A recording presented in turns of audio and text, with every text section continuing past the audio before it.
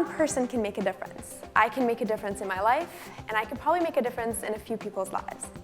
But if I want a movement, I need a crowd. I can't do it on my own.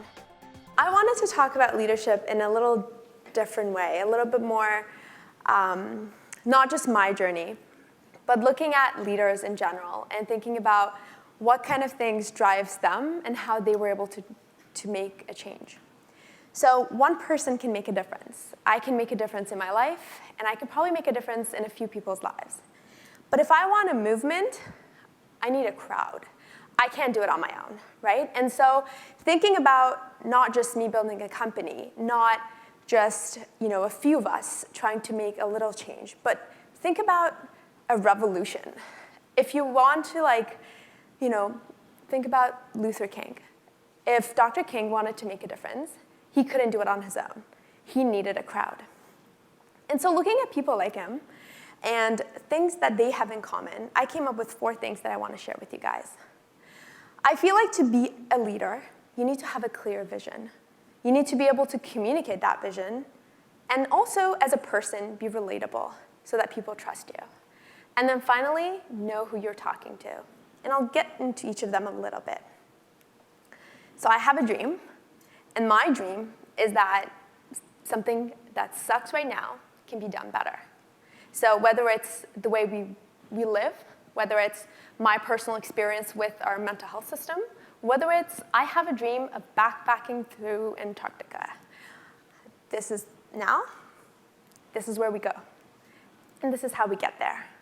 And so any person who wants to lead should be able to clearly identify what it is, and then what it could be, and then communicate how to get there.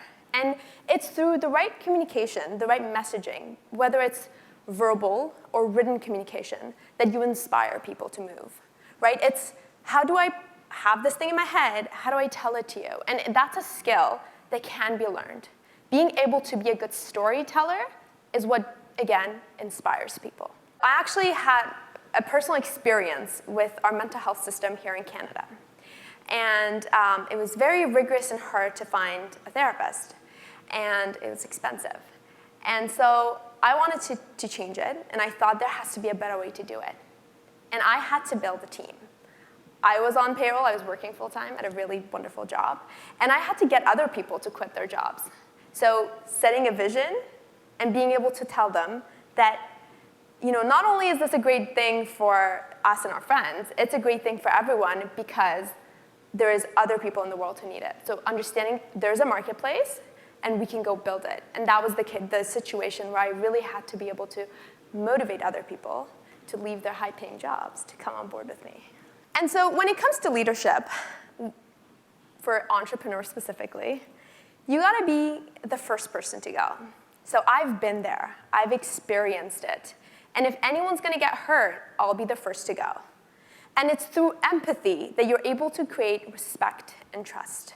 Empathy is a really powerful thing, and I really always talk about it because we're all human, we have feelings, and emotions, at the end of the day, the gut feeling inside you is what is going to make you to do anything. It's whether it's giving to a charity or getting up in the morning and going to work or taking your kids to school, for example. There has to be something with your emotions that moves you and gets you to change.